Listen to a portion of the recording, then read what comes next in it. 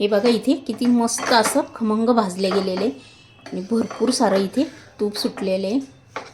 असंच सेम भाजून घ्यायचं. याचा अर्थ आपलं बेसन पीठ इथे मस्त असं खमंग भाजले गेलेले. ज्या वेळेला असा गोळा तयार होतो ना त्यावेळेला ते एकदम परफेक्ट भाजले गेलेले असतं. अस्सल साजूक तुपामध्ये बेसन लाडू कसे बनवायचे ही रेसिपी मी तुमच्याबरोबर इथे शेअर करणार आहे. आणि हे साजूक तुपातले लाडू खायला अप्रतिम लागतात. चला आता आपण इथे वेळ न घालवता लगेच रेसिपीला सुरुवात करूया. इथे आपण 2 वाट्या डाळीचं पीठ घेतलेले आहे, चाळून घेतलेले. चला आपण आता रेसिपीला सुरुवात करूया. तूप टाकून घ्यायचं सर्वात आधी. इथे आपण साजूक तुपातले बेसन लाडू बनवणार आहोत. तूप छान विरघळल्यानंतर इथे आपण लगेच हे बेसन पीठ टाकून घ्यायचं आहे. आता टाकल्यानंतर हे छान ह्याच्यामध्ये आपल्याला भाजून घ्यायचं आहे.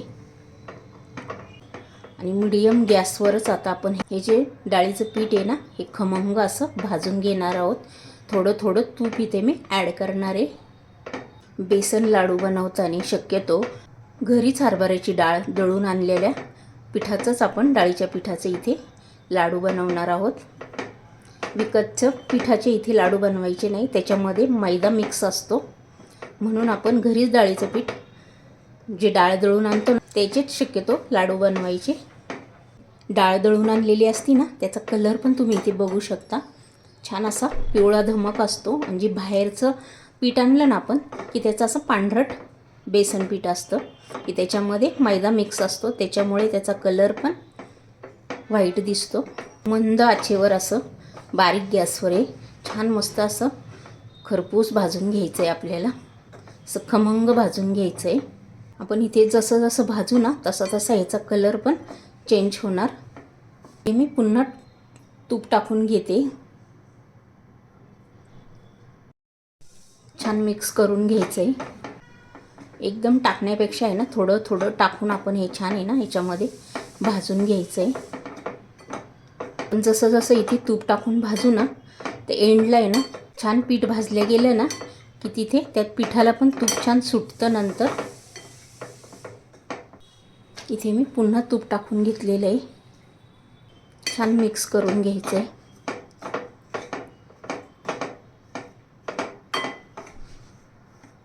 जेवढं आपण इथे थोडं थोडं तूप टाकून भाजू ना तेवढं ते पीठ पण खमंग भाजलं जातं आणि आपले लाडू पण खाताना असं पीठ वगैरे कच्चं लागत नाही.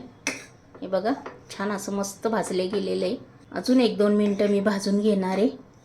हे बघा इथे कसा गोळा तयार होतो आहे. जेवढं आपण तूप घातलं ना त्याला नंतर तूप सुटतं छान. आणि आपण जसं जसं भाजू ना तूप टाकून तसं तसं तुम्ही इथे बघू शकता कमी होतं. हे बघा आधी टाकले केवढं दिसत होतं. जसं तुपात भाजू ना तेवढं ते भाजल्यामुळे पण हे बघा कमी होतं. म्हणजेच त्या पिठाला असा घट्टपणा येतो. हे बघा आणि ते छान असं मस्त मंद आचेवरच आपल्याला खमंग भाजून घ्यायचं आहे. मात्र इथे गॅस मोठा जराही करायचा नाही, नाहीतर ते करपतं आणि लाडूची टेस्ट पण बिघडते. म्हणून इथे मी परत एकदा सांगते गॅस हा मीडियम गॅसवरच भाजून घ्यायचं आहे. जर आपल्याला वाटलं कढई खूप तापलेली आहे, खूप कडकडीत गरम झालेली आहे तर इथे आपण गॅस थोडा बंद करून घ्यायचा, पण करपू नाही द्यायचं आणि 2 मिनिटांनी परत चालू करायचा. हे बघा इथे ह्यालाच तूप सुटायला लागलं. आता इथे मी एकच चमचा, छोटा चमचा जो पोहे खातो ना तो चमचा भरून इथे बारीक रवा टाकून घेतलेला आहे. तो पण आता आपण ह्याच्यामध्ये छान भाजून घेणार आहोत. हे बघा ते पण छान ह्याच्यामध्ये छान खरपूस असा भाजून घ्यायचा रवा पण. हे बघा इथे किती मस्त असं खमंग भाजले गेलेले आणि भरपूर सारं इथे तूप सुटलेले आहे. हे बघा तुम्ही इथे बघू शकता. टाकलं तेव्हा नुसतं पीठ आपण इथे बेसन पीठ होतं, आता हे बघा घट्ट गोळा होतोय असा. सेम असंच झालं पाहिजे. छान असा घट्ट गोळा झाला ना ह्याचाच अर्थ आपलं पीठ इथे छान मस्त असं खमंग भाजल्या गेलेलं आहे आणि परफेक्ट असं होईपर्यंत आपण इथे तूप टाकून छान भाजून घ्यायचं आहे. छान आपलं भाजल्या गेलेलं आहे, असंच सेम भाजून घ्यायचं. याचा अर्थ आपलं बेसन पीठ इथे मस्त असं खमंग भाजले गेलेलं आहे. ज्या वेळेला असा गोळा तयार होतो ना त्यावेळेला ते एकदम परफेक्ट भाजले गेलेलं असतं. हे गरमच आहे, त्याच वेळेला इथे मी 1 वाटी गूळ ॲड केलेला आहे. आता हे गरम आहे ना, त्याच वेळेला आपण हा गूळ याच्यामध्ये छान मिक्स करून घ्यायचा आहे. इथे मी इलायचीची पूड पण लगेच टाकून घेते आणि आता हे छान मिक्स करून घेते. हे बघा इथे छान असा गूळ याच्यामध्ये मिक्स करून घेतलेला आहे. आता इथे आपला गूळ छान मिक्स झालेला आहे. हे बघा, आता आपण इथे लगेच लाडू करायला घेऊया. इथे तुम्हाला ज्या साईजचं करायचं ना त्या साईजचं इथनं मिश्रण उचलायचं असं आणि इथे आहे ना छान असा गोल आकाराचा असा लाडू वळवून घ्यायचा इथे आणि लाडूला छान गोल आकार देण्यासाठी हातावर असा आहे ना गोल फिरवायचा. हे बघा असं.